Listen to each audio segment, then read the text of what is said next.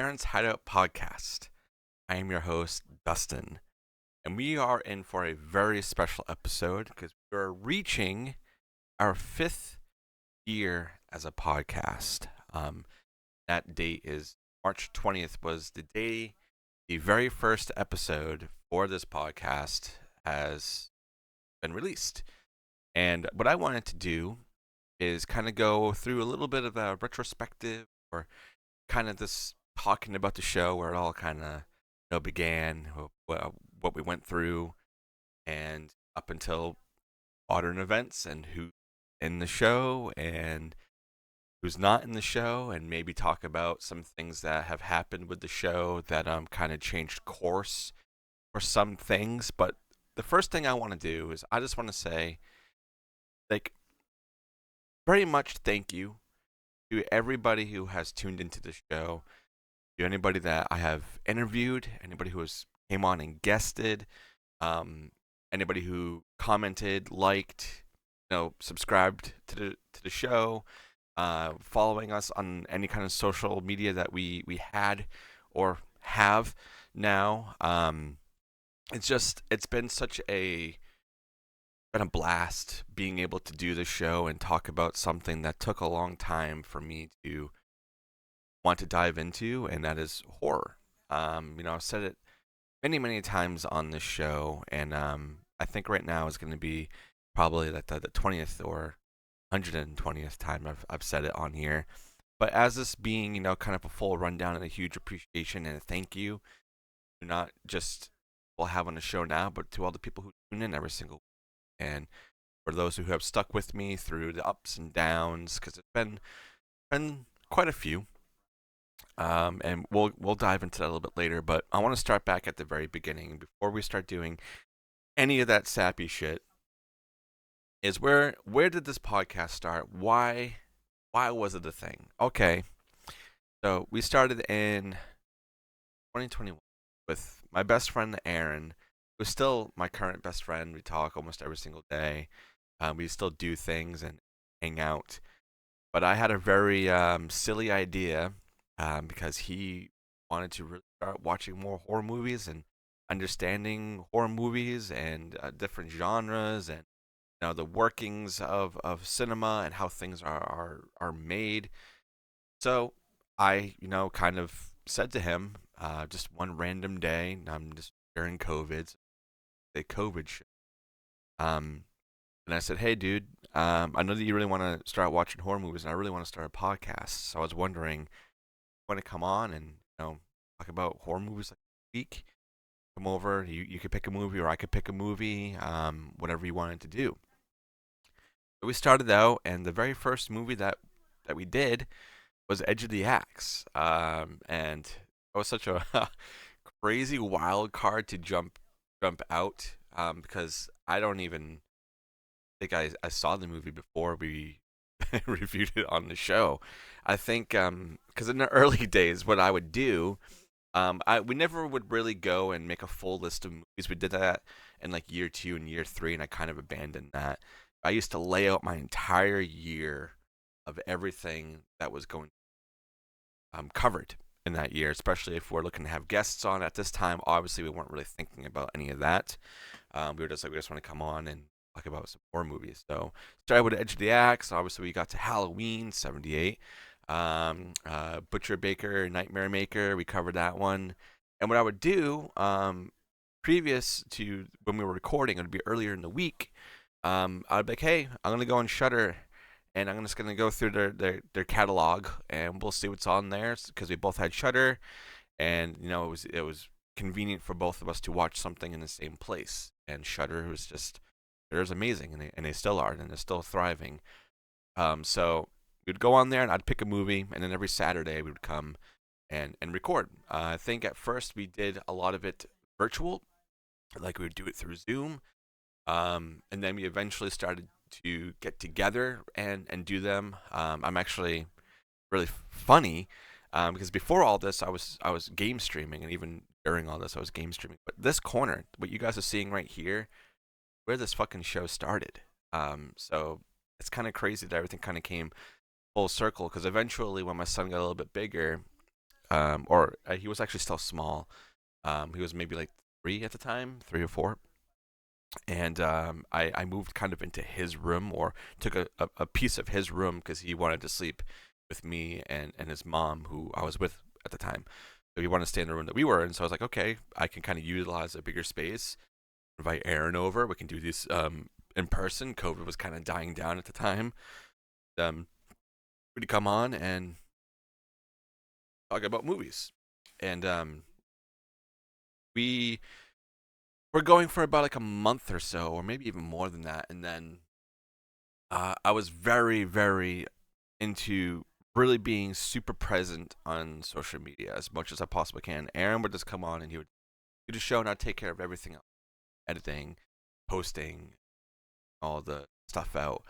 So I was on Instagram a lot, and I was liking people. I was just searching up like horror people, and then we came across a page called Dean of the Dead, Hot Sauce, I think is what it was called at the time. And Aaron and I both love hot sauce, and I came across this guy's Instagram and saw that he did horror themed hot sauces, and he was based in the UK. So it's like, oh, that's kind of cool. So I asked Aaron, I was like, hey, this guy seems pretty cool. Do you think I should like reach out to him and see if maybe he would want to come on? And I did. And Dean was the very first guest that we had on the show, and I built a really close relationship with Dean. Aaron, he was with the show for about, I want to say, like a year and a half, and we guested on other shows, like one that's not around anymore, which was the House That Screams podcast. They were pretty influential to me. They're not really around anymore. They kind of all split up and like started doing their own things. And then there was other ones like Podcast in the Woods. There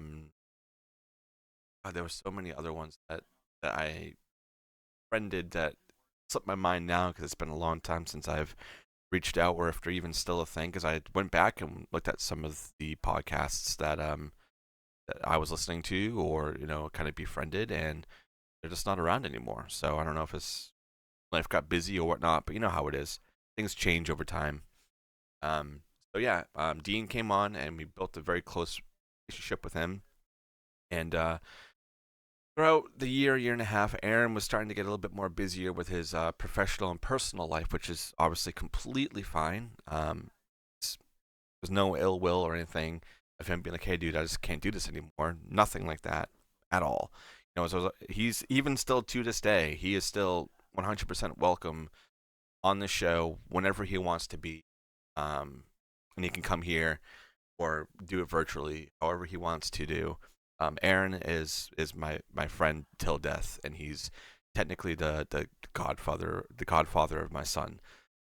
So he's just a very big part of my life, friendship. But I digress. So throughout that time of Aaron being here and trying to find a transition, I think before Aaron ended up officially like taking aside from podcast, I was like, "Hey, dude, how would you think of Dean coming on and kind of I don't want to say taking your place, but for me to have another co-host, because I always felt like podcasting, it's kind of boring doing it by yourself. Right? You don't have anybody to bounce off of, especially when you're reviewing movies, or even if you're interviewing somebody. I mean, maybe for the interviewee, it might be a little chaotic having more than one person interviewing you. But at the time, the show was getting, in my opinion, a lot bigger, and we're getting a lot more traction with other podcasts, and like their audiences were coming over, and vice versa. And I was really trying to push things in a certain direction that I liked. Just kind of embedding myself into as much horror community as I possibly could during during these times. So Aaron, he leaves, and that's obviously completely fine. And then Dean comes in, and he's in the UK, so there's a huge time difference. But we made it work. We would get together once a week. We would review a movie. We would interview somebody, or vice versa. And then Dean, eventually wanted to do his own podcast, which I was on there a couple of times. I don't think that podcast has been started up since. I think he only put out like 3 episodes. But he is a man of many things. He would go do as much as he can. And his main thing was his hot sauce. He vendors at all of the conventions in the UK, and he even goes, kind of out. He goes like to Germany, based in England. He'll go into like Germany, surrounding areas over there, and vend at them. You guys might know one of the bigger ones, which is oh god, uh, something for the love of horror. Sorry, brain fart. Like for the love of horror was like one of the bigger events over there. He does that every year, and he got really close to people. And he would get close to a lot of people, celebrities or just other podcasters or people in the area. And he knew a lot of people because he vents at all the conventions, so he made a lot of friends. And I was like, that's kind of a cool thing to have on the show too. So that way, if we ever felt like, hey, maybe we could reach out to somebody if we don't want to review a movie, this like, hey, how do you think about doing this? Because everything is always a talk about it before we do it type thing. And we did a lot, man. We reviewed so many movies. We did trailer reactions. Is something that we started doing a lot more. I kind of started that with Aaron, but I did a lot more with Dean. And then we were we were interviewing so much more. And Dean was with the show for a good part of another like year and a half, maybe even 2 years. But I want to say more of a year and a half. And it kind of came to a point after a while where I had to keep kind of pushing things back a little bit because Dean either couldn't make the show or something else came up. So it kind of felt like at the time I had to really fight for his attention, right? I had to really be like, hey, dude, um, I love you. You're my brother, and we've been doing this for a while. But the show has to go on, right?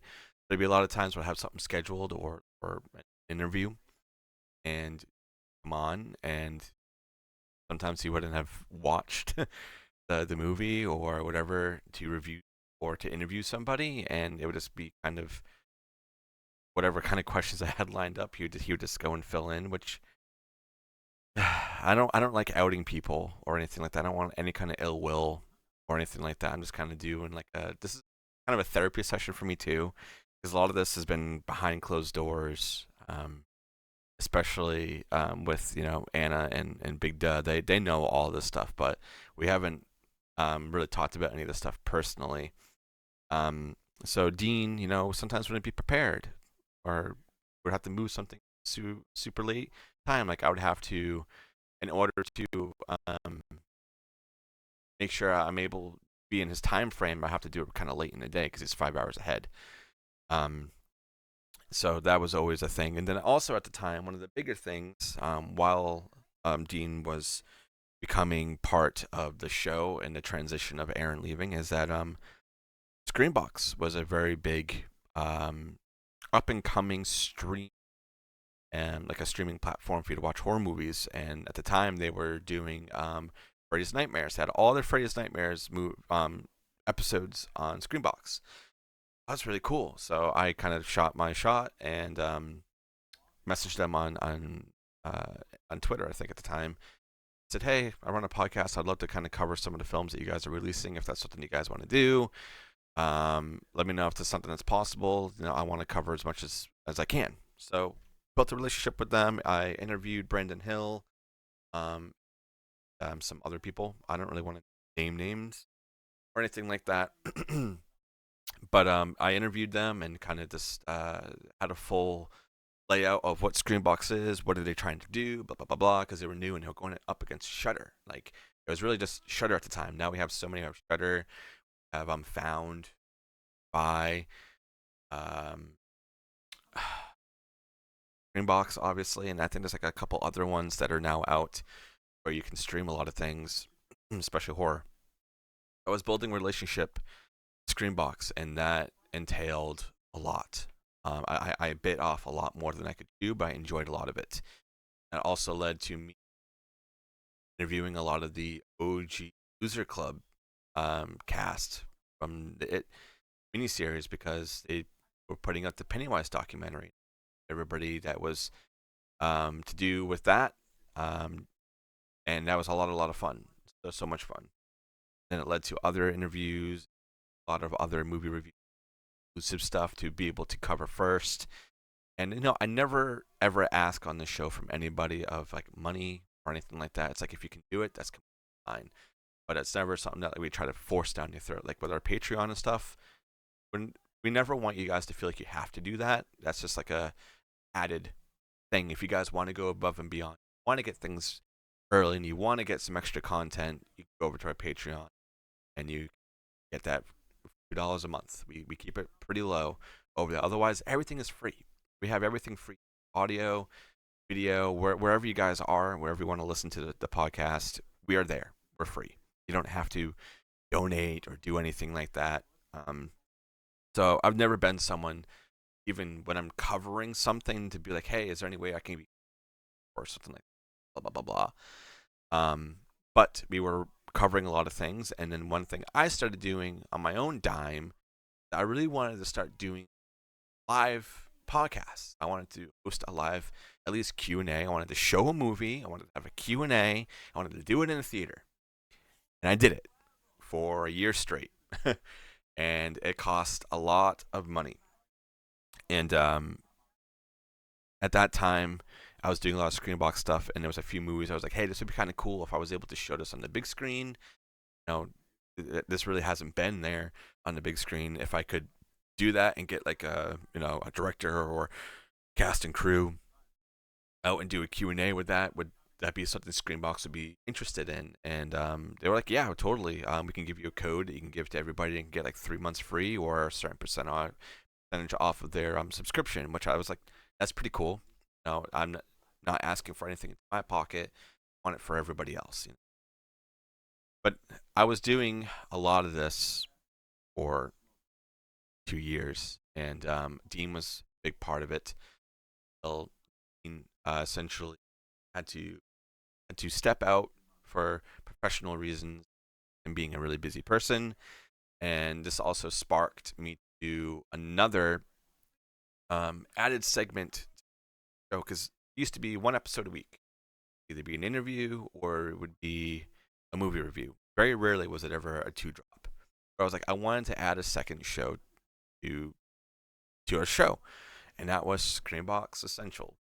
And that's what I would do. Aside from doing a movie review or an interview, I would go on Screenbox every week. I would just pick 2 random movies, whether it's new, been on the platform for a while, or if I felt like it was underrated or no one was really talking about it. I would just do a short 20-minute, maybe 20-minute episode of quickly highlighting those movies, and let's put it out. And I did 50 of them. I did 50 Screenbox Essential picks, and this was also during the time where I had no co-host, because after Dean left, it was a lot on me, right? Even when Dean was part of the show, he wasn't really editing. He wasn't any clips or posting or anything. Occasionally, he would help me with like a thumbnail, or he would do something for the socials. He would try to post something, but it was very rare. It was usually always me. So after Dean left, there was a full year straight of me doing it by myself. And the reason why I was doing it by myself is because I loved this show so much, and I still do. I love this show. But I was really running thin, because I kind of did a step back from doing movie reviews, because, like I said earlier, I thought doing movie reviews by yourself is a little boring and lackluster. So I was like, let's just dive into doing some interviews. And someone who has really bad anxiety, I would have to take a little something something before all these interviews to make sure that level-headed and I'm calm and ready to go and not like shaking with anxiety. So I did a shit ton of interviews for an entire year straight, and occasionally I was still doing Screenbox Essential picks, and I was having a lot of people from other podcasts come on. And then this, which you guys will hear more of this story later when the rest of the crew kind of step in, is when I was introduced to Big Duh from Flicks and Friends. And I think I discovered Flicks and Friends through Dissect That Film with Brett. And I stumbled upon them and like, wow, this show is really, really cool. and I went on his show, going on my show, and then I kind of built a relationship with Dustin for quite a while over those like 3 or 4 months of us trying to get to know each other. And Dean was, like I said, kind of on the way out, and he was completely on the way out. And I kind of told Big Duh, hey, I'm looking for a new co-host. I was wondering, I know you already have another show, but would you want to come on and join me once a week to cover something and be like the new co-host of the show? And he said, "Fuck yeah!" And when I told him how I was feeling, what I was going through, because very depressed, I was very like, I don't even want to do this show anymore. I feel like my heart's not in it. I was really really torn because I've now gone through two co-hosts, one who's still a very close friend of mine. Dean, kind of, we drifted apart mainly because like he is in the UK, very hard to have a relationship with someone that far away. Um, yeah, so like that did hurt, leaving that, and I would occasionally reach out to him, but it would take a while for him to get back to me, and it kind of just fizzled out, right? And I don't want to wish any ill will on anybody. I really hope Dean is doing the best out there, and he still has some love for me, um, and I hope that his business is really thriving. So Big Duh officially joins the podcast. Now we're continuing Screenbox Essential Picks, movie reviews, or interviews, and then Anna. We introduced Anna, which all this would be talked about once they join as well. I don't know what they're gonna say or what kind of input they want to put, but I'm kind of not holding back on anything on here because I want to be able to move past a lot of this in a way negativity that I felt throughout the show, and where I'm landing now. So Anna joins, and a couple months ago, we're still doing Screenbox 6. Then there's this post that I see on Twitter. And I think the day before, I just put out an text, or maybe it was even a day of. So I already put out my post, and I see on Bloody Disgusting and Screenbox, because Bloody Disgusting owns Screenbox. I see that they are now doing their own version of Screenbox Essential Picks, where they would go and pick two movies on the site and highlight them and feed them to you. Doing this via a Bloody Disgusting podcast. And when I saw that, I immediately ran to Anna, ran to Big D in our group chat, and I said, "Can you guys believe this?" And I screenshotted it. Then there, I'm like, they are literally doing what I have been doing for almost 2 years. Did live shows with them, did so much promotion for them, and it just felt like a huge slap to the face. And I don't know if they meant any ill will or anything like that, but you got to support the little guys, man. And that I would cover pretty much everything you guys are putting out because I enjoyed the platform so much. I loved the movies that were on there. I loved the talent that they had. Being able to interview people from these films and dive into more indie horror movies than I ever have before was great. But seeing that, and by the way, that is still going on today. They are still doing that. And I guess to give some clarification to everybody who may have been wondering why we dropped Fox Essential Picks and why all of a sudden there's this other show called Tales from the Barrens, was because of that. It was a huge slap to the face. We all commented, at least I did, and I'm pretty sure Big Dud did. Like I think I commented, "Wow, this looks familiar," and then Big Dud commented something else, and then they both did the face, and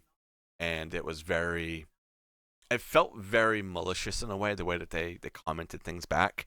Like they did like the two eyes and the mouth. I don't know if you guys know what I'm talking about, but you can do like two eyes and a mouth to our comments. And I never reached out to anybody I was in contact with for this stuff. just because it's like the wayside, and it does suck because that person was also becoming a really good friend of mine, and would go and watch. Well, he would invite me to premieres of movies that were in the area because he's also in Massachusetts, and he would come to my live events and all these other things. I don't want to say anything else because I don't want anybody diving into anything. But yeah, it just felt like a huge slap to my face, and I haven't been on Screenbox since.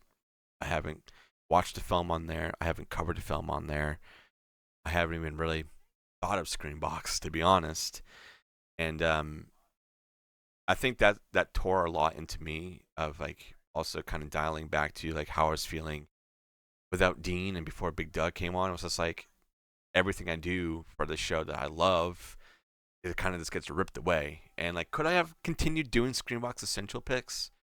Yeah, but what the fuck's the point when they have their own um, curator, one of their curators on the site, going and feeding these people on the podcast covering these movies? Why am I going to go up against that?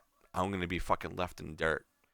I mean, I already was, to be honest. There really wasn't a lot of things given to me. All I got was when I posted that I posted the 50th Screenbox essential picks, which was 100 movies covered. 100 movies covered on their platform.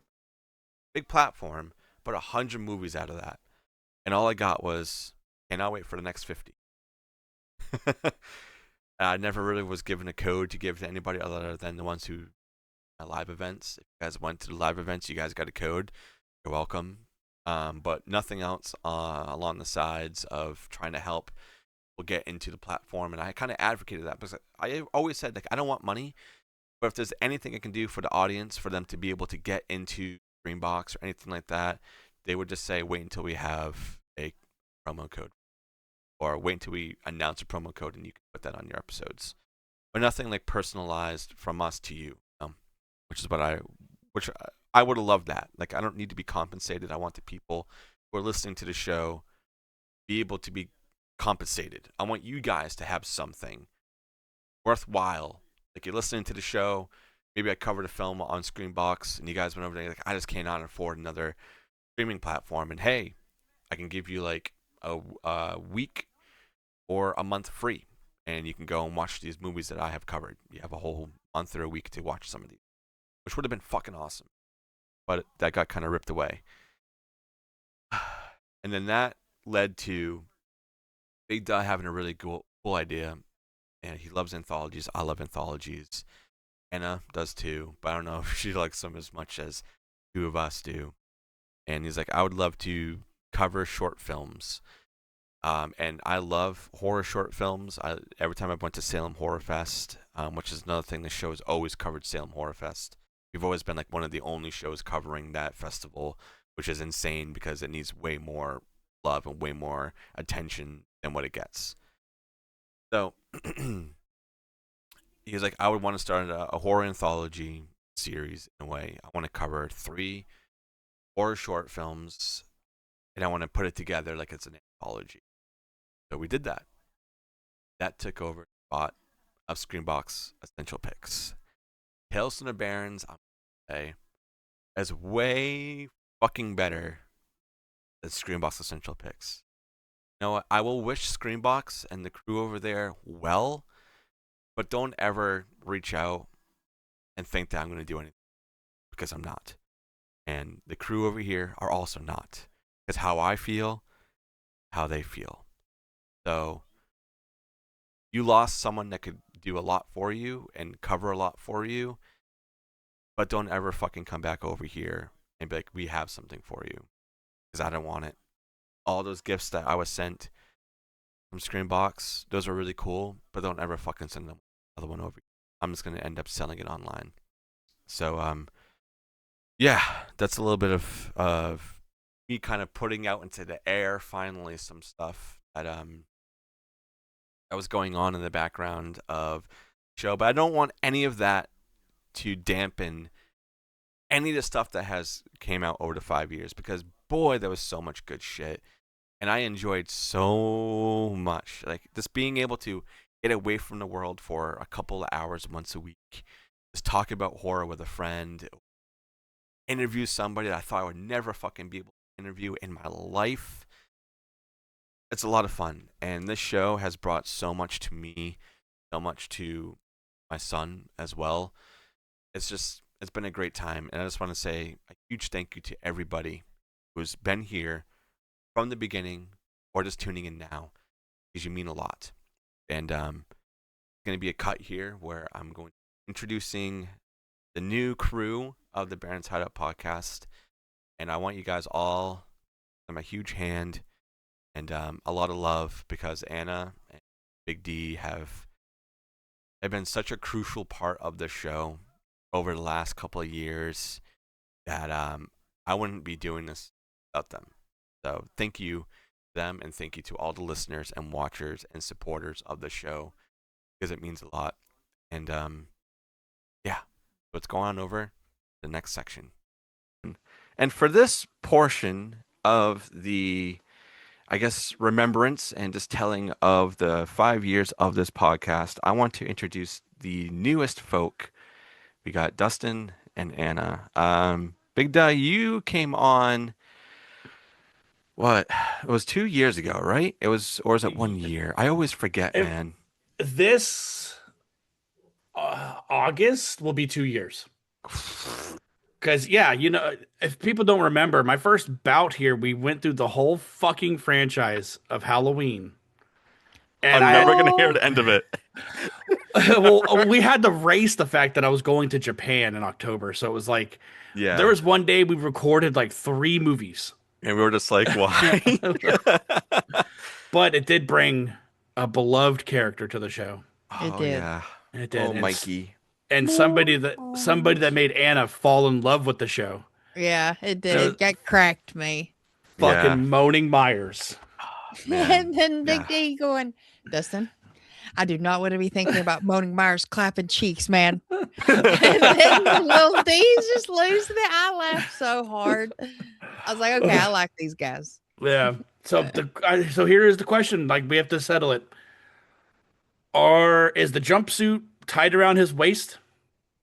Or is he just standing there like a little kid using the bathroom? He's butt naked, dude, but with the mask on. They're down around his ankles. Down on his ankles, yes. With his boots on, yeah. And when he has to walk, he's shuffling his feet. He shuffles. He doesn't even pull him up to go to the bathroom. He has to shuffle his feet. Oh, Lord. Yeah, just dude, hear him coming, yeah. That was such a trying In more ways than time. one. I feel bad about that, but also it just brought so much to the show going forward with Anna, because Anna, you came on with your old show, and we covered Brain don't tell me, damage. brain damage with that one. Aylmer. Yeah, Aylmer.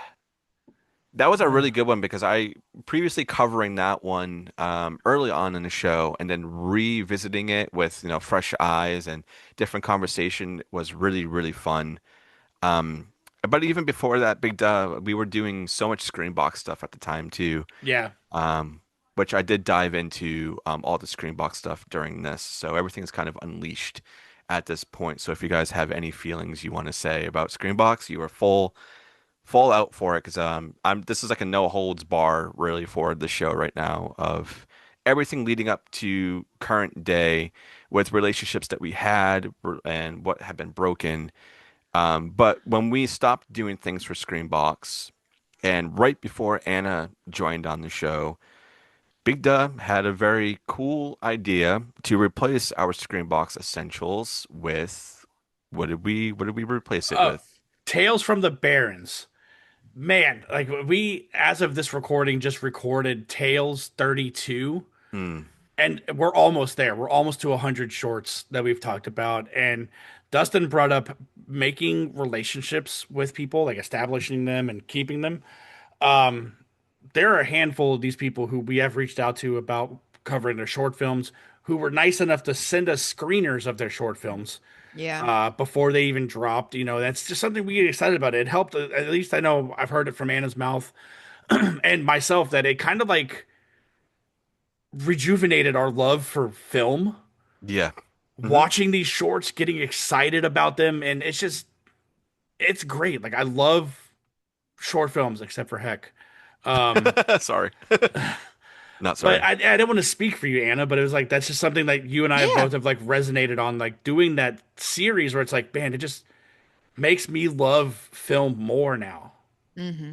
I agree. Yeah, and then it was like after I watched Fishwife, little D was like, you know what, Anna? You should send her a message. And I Send was who a like, message? Beth, Oh, Beth, Beth. old Beth Park.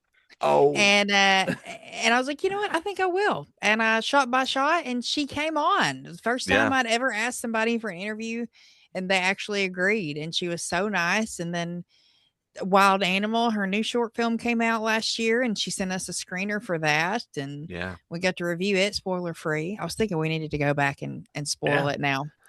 Yeah, Now I that think I think enough that it's definitely out, passed. but yeah, just like stuff like that, little moments like that with Tales. It's a lot more fulfilling than giving someone free promotion and then they steal your fucking idea. Yeah. Yes. So, but Yes. like, So I'm gonna say this up front. Like, I go back sometimes, like when I'm like not in a great mood, like at all, brain, you know, mind state. And I watched that clip of when I tell you two that I got the screener for Fishwife, and just seeing y'all's reaction, it's just awesome. oh, for Wild Animal, you mean? That's what I Yeah, mean. Wild animals. yeah, Wild. that was Yeah. Yeah, that That was a was. surprise. Yeah. that was such a You great held on to moment. that for quite a while too, if I Yeah. remember. Like you had it in the Hmm. bank for I want to say like a week, Yeah. and Yeah, you're like, that "Hey was a guys, by great the way, moment. but boom." Yeah. I was like, that's Beth Park. That's our new short film. Yeah. But just going off of the Tails thing, that's why we have as a show have gotten so much more confident in talking to directors and producers. Not that Dustin didn't do that before when it came to interviews, but it's like now it's like people are excited to talk to you about their short film that you're excited to watch. Yeah. Yeah, a lot of people don't get excited about short films. Yeah. There's like And this whole other world of, filmmaking that kind of opened my eyes when we started watching Yeah. these films, short And I mhm. films. think the main reason for that too is because when people hear short films, they think cheap, they think no, low effort, Yeah. not good, or oh, it's just a concept for something they're making later, which is not always the case. Sometimes that's all someone can afford. That's all they can do. That's the only way they can get their idea or their art out, and that's Yeah. a great way to support them. Hmm. And usually, you can find everything on YouTube for free, and that Yeah. is very important to them because now they're actually seeing who's watching it, who's engaging with it, Yeah. instead of Word of being locked mouth. behind, yeah, and instead of being locked behind a paywall, or you know, going to festivals are great to see shorts, but that's not always a tell of who's going to enjoy it. So I think with Tales from the Barrens and people that we've talked to and have interviewed has really shown that short films is, I think, more important than going to see a movie in the theater. Yeah. Hmm. And you were just nailed what I was about to talk about. Like us doing these short films kind of like embedded us with Salem Horror Fest, Hmm. especially Yeah. last year. Like that kind of like opened it up to where it's like all these directors that were there and actors and producers and whoever was there, we talked to everyone that we Hmm. could. Yeah. Yeah, And say the co-directors seeing uh how devoted we were, how much we did for coverage and stuff, led up to the year we're in now, where they're more entrusting in things that we do with them using their Yeah. name. Hmm. yeah, yeah. I mean, they literally worked around the announcement of the dates and everything this year around us after we did an interview with Leslie and Brody, which was amazing. And I just talked about Salem Horror Fest earlier in this video about how impactful it is to me and for my love of the genre and creating friendships, and that leads into the both of you. Um, and Big Dunn knows this story. Like, after Dean, I really went into a bit of a I don't want to do this anymore vibe, and just like it's just too much work. I'm too down in the dumps, and I feel like what I'm doing isn't worth it. And then Big Doug came on. I went on his show a couple of times, and it really started to bring me into the new love of I cannot wait to do this every week instead of being like, fuck, I got to do this week. Oh man, what am I doing? I don't even know what I'm doing. Yeah. It was really hard.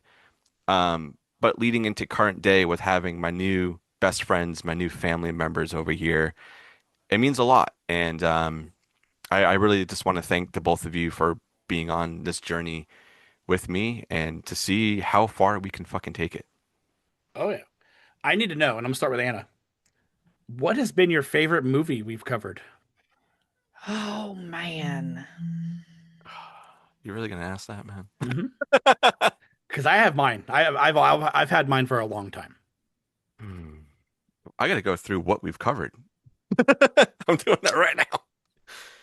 Honestly, it might just be the Hell House ones this year. Just because that was just such a fun time. I think it could change.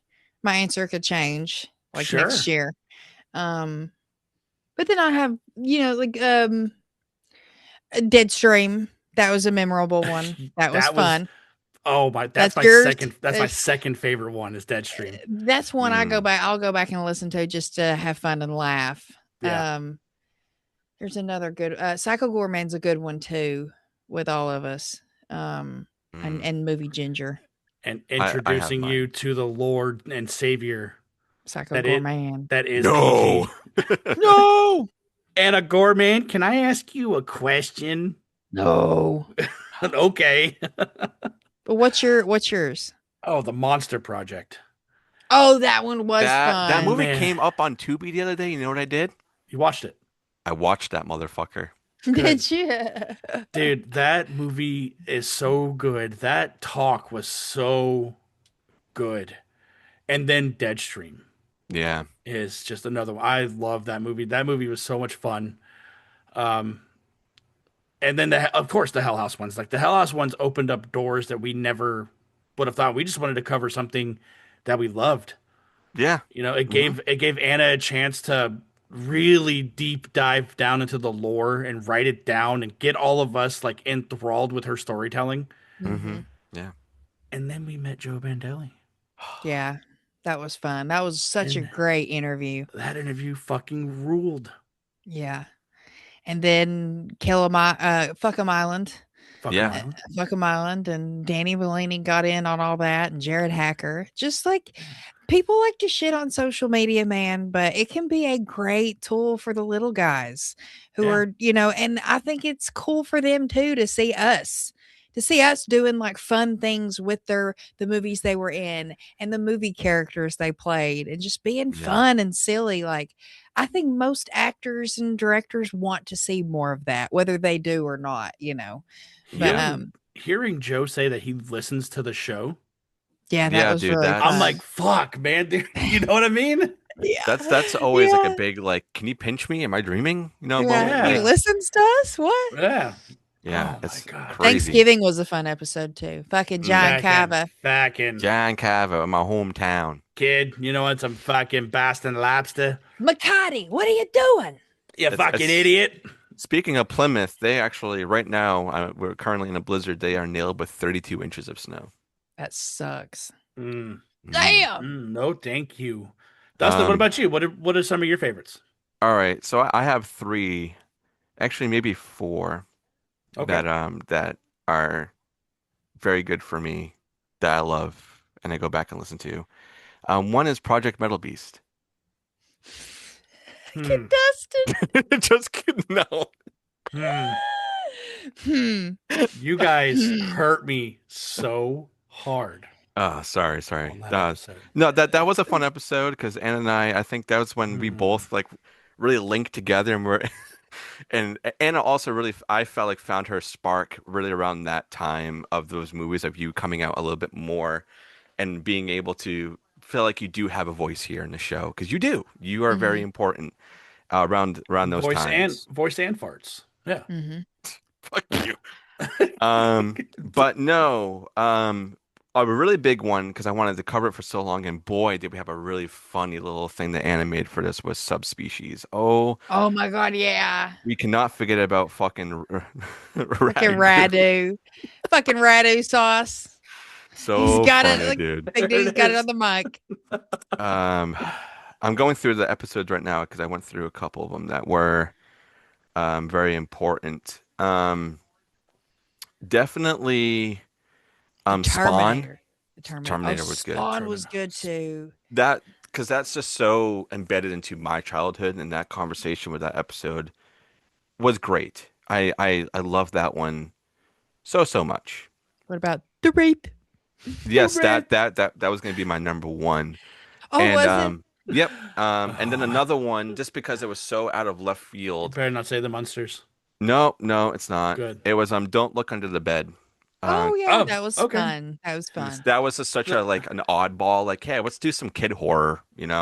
Disney Because- when Disney was kind of at its peak. Yeah. Yeah, it's peak. And then Because- number one, like we said, was The Wraith. That The was The rape.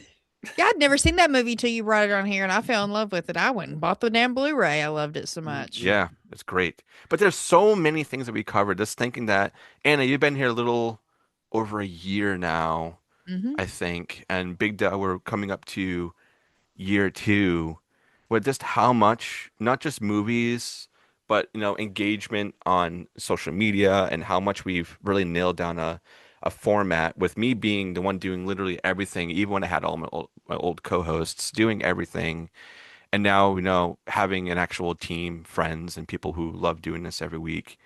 It makes being here and talking and covering things is so much more fun. Mm-hmm. So it's just been great, and I can't Yeah. thank the both of you enough. Seriously. Yeah, for real, Yeah. man. I agree. As long as we don't cover the Halloween franchise again, I'm okay. Well, if they end up releasing a new one, which is a TV show in the works, we might have to do a revisit. Mm. Mm. Mm. No, we'll see. Mm. Big D's picking our retrospective this year. I sure am. It's He's my a- turn. Yeah, he's Yeah. like, it's my time to shine. Yeah, I'm a baby. scared. It's gonna be ghoulies. Don't worry. Here Hannah. comes the Metal Beast franchise. Oh God. No, I'm just PTO. joking. PTO. Oh no! Pete, This where's ain't. that PTO you got? Pete's not welcome here. X was a fun one too with Pete. X Speaking was of fun. that. Oh yeah, Pete's man. Yeah, been on we've here had quite a bit. Yellow numerous Jackets was guests. fun. Those were great conversations. Mhm. TV conversations are great every Well, week. I think the Yellow Jackets one was pretty good because you all spun theories because that's all that show is. It's a big theory. It's like what you think happens True. or is Yeah. going to happen. So I thought that's why the conversations were not that you guys aren't compelling because you really are. But I Right. think, Yeah. That's what but you're I, saying. I think having the theory spun is a ton of fun to listen to. Yeah, I agree. And then having Sean on for those, and also Yeah. Parker, and then them at the end both coming in for the finale Yeah. to where we all four could meet up and like see where we started that season and then where we ended and if we got anything right or whatnot. Yeah, I am that was really fun. Still so pissed that my theory of the girl in the shop and at the diner was not who I That was- thought it was. That was pretty fucking good though. I did see the girl who plays young Misty shared her story that she's on her way to film season 4 and it's the last season. So hopefully Better they'll get your get it shit together, done. Yellow Jackets. I know. Hopefully they'll go out with a bang and not shit all over what used to be a really great show. Because season 3 was not it. All season 4 needs to just be what happened when they returned. I don't give a fuck about anything else. Yeah, let We 'em need get to out. know whatever happened when they returned, because Yep. that's all that we've been itching to see. Mhm. Yeah. But yeah, there's a lot lots more of to memories. come. Lots of Yeah. memories. I can't wait to see what we're going to be doing next. Yeah, it's just been such a journey. 5 years, man. Insane. 2026. And it's only getting bigger because last year was the first time that I feel, other than Salem Horror Fest, was the first time we've stepped out to do another festival, and that was with Fantastic Fest. Yeah. Mhm. Like covering Fantastic Fest, like the echelon that festival is, like Mhm. world premieres of movies and stuff like that. Like just being able to be included in something like that was awesome. All the Yeah. connections we met outside of Screenbox, being Terror Films, They've we been just great. we just got something from Lionsgate. Like Yeah. thinking about stuff like that, like the people that put out like Saw, you Yeah. know? Yeah. Them big It- movies. Yeah, like being on like mailing lists and talking to these people is awesome, and it all comes from just the growth of the show. And I think we're gonna like this year. The years following is just we're gonna be unstoppable. Yeah. Agreed. I can't wait for any of that. Do you guys have any last minute remarks before we cut the ties for this one and move on to year 6? And Creeperama. That's just another relationship we established. Just thanking them all the time. Every episode you hear us talk about it. Every single episode. Anna, I, and Dustin will wear nothing but, except for today, wear nothing but Creeperama stuff. Yes. Because we just love the quality of their stuff. They're solid dudes, and establishing that relationship has just been something I never thought at least in my podcasting career, I would do. Because me either. I never like getting a discount code. Yeah, like specific for us. It's funny, like talking about that. I really did try with some other companies, like Fright Rags obviously was a big one, but they are so nothing like I talked about this because I did interview Ben Scrivens, the owner of Fright Rags. But I don't know. In some sort of way, I feel like they might think they're a little too big to do stuff like that, even though they're always sending I'm on their mailing list whenever they have stuff coming out, but they're always like, yeah, we never ship anything out or give codes out, which I think is kind of a shame. Yeah. And if I'm going to be frank, that's a lie because I know other shows that have codes for Fright Rags. Yeah. It is what it is. Yeah. But where we're at with Creeperama is where I love it. Where I want us to be. Yeah. Agreed. Codes on screen somewhere. And if you're watching this and you guys are filmmakers, my end goal for this show is how we talk about Tales from the Barrens and talk about our short films. We want to be included. I would think it'd be so fucking cool for the three of us at one point to be on someone's screen in a short film. That would be so much fun, dude. That's where I want Tales to lead us to, because we love short films. We want to support. Like we want to be included too. Like include us. Like we'd be down. Yep. That'd be a ton of fun. If this was 4 years ago and you guys were my co-host, you guys would have been in a movie with me. I mean, I also talked about that earlier. A local film called Sweet Relief, directed by Nick Verdi. I'm just going to reiterate it here. My original co-host and still best friend Aaron and I were part of his show as podcasters. Oh, so that's cool. Did a movie. So you can look up Sweet Relief movie, I think, on Instagram. And you can find like our little section and stuff. And recording that was really fun. We did it all over Zoom, free Zoom too. Yeah. 45-minute Zoom. We had to keep going back, and like doing everything. So that was fun. But that was really cool. And also to tie back in to Salem Horror Fest in a way, because they were linked, and also to an earlier discussion, was being able to show that film in a theater with the podcast name was so amazing, with the crew, with myself, the crew of the movie, and people in the audience, family members of theirs and friends. That was a really fun time that I had during the show, of being able to go out and do live events. And even though it was a very big detriment to my wallet, but it was a fun time nonetheless. And I would love to do something like that again in the future with all three of us, when the stars aligned to do live events somewhere, somehow, some way. But I think that's pretty much all I have for this 5-year anniversary. Make sure you guys are also following their shows. Big D's got Flicks and Friends and Be Action. Anna's got Give Me Back, My Action Horror Movies. And yeah, it's just been such a fun time over here. And if you guys have any last remarks, we can close it out here. No, I think that pretty much covers it all. I'm excited to see what 2026 holds for us. Hell yeah. What I need to know is, where's Beth Park? In my pocket. There she is. She's hiding in my pocket, taking a nap. She's sleeping. She's sleeping. Where's your next film? Where's your next film? Where's it at? Hey, Beth. Hey, Beth. All right. I think we're going to cut it on that one, and we'll see you guys on the next one. Bye. Later.